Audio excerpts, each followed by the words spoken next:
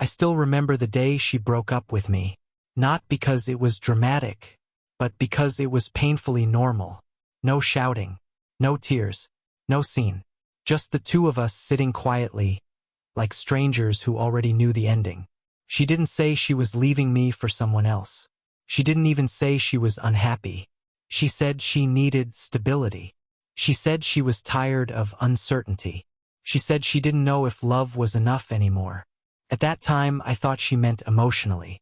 I didn't know she meant financially, and I definitely didn't know there was already another man waiting. Back then, my life looked small from the outside. I was working but not earning much, trying but not winning yet, dreaming but with nothing to show for it. Every day felt like preparation for a future that hadn't arrived. And I knew she noticed. She never insulted me directly. She never said I was a loser, but I could feel it in the pauses, in the comparisons, in the way she'd talk about other people's lives. Better jobs, better cars, better plans. Meanwhile, I was still figuring things out. That phrase follows you like a shadow when you're poor. When she broke up with me, she said something that stayed with me. She said, "I don't want to struggle forever." I nodded, because I loved her enough to believe I was the problem. I thought maybe if I worked harder, maybe if I moved faster, maybe if I became more, she'd have stayed. She hugged me before leaving, and I stood there thinking this was just bad timing. I didn't know it was betrayal. The truth didn't come out immediately. That's what made it worse. A few weeks passed, then a month, and one day, casually, through someone else, I heard her name, followed by another man's. They were together, not talking, not getting to know each other. Together. When I asked how long, the answer hit harder than the breakup itself. They were close before you guys ended.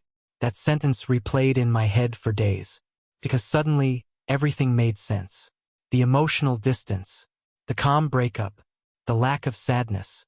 She didn't leave because she was confused. She left because she already had somewhere to go. I remember sitting alone that night, replaying every conversation. Every time she looked distracted. Every time she said she was tired. Every time she pulled away just a little. And the worst part wasn't that she chose another man. It was that she never thought I deserved the truth. I felt stupid. Not angry yet. Just replaceable. I saw them together once. Pure coincidence. They looked comfortable. Like people who didn't worry about money. Like people who didn't doubt tomorrow. He had confidence I didn't have yet. Security I was still chasing. And that's when something changed inside me. Not rage. Focus. I didn't confront her. I didn't send paragraphs. Didn't ask why. Because deep down I already knew the answer. I disappeared. No announcements. No dramatic transformation posts. Just silence. And work. The first year was brutal. I worked when I was tired.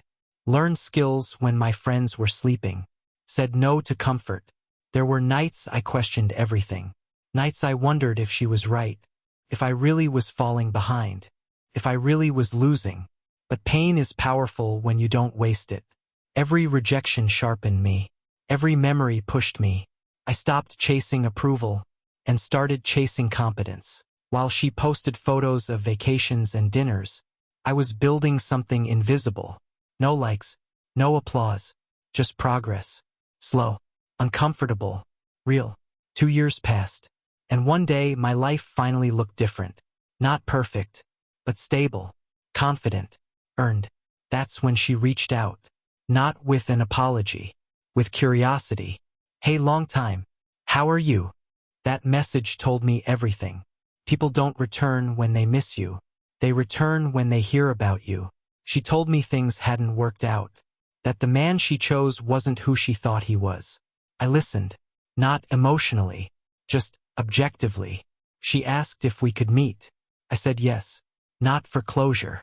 For clarity. When we sat across from each other again, the roles had shifted. She was cautious. Measuring words. I was calm. I didn't brag. Didn't explain my success. I didn't need to. At the end, she said something that sealed it.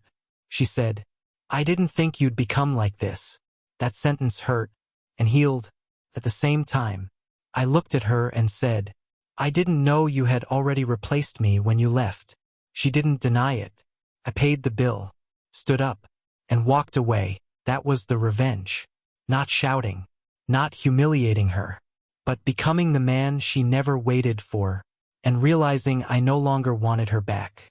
She didn't leave me because I was poor. She left because she judged my future too early and chose comfort over patience. And I didn't win by proving her wrong. I won by becoming someone who no longer needed her validation. Sometimes the best revenge is success, silence, and moving on without ever looking back.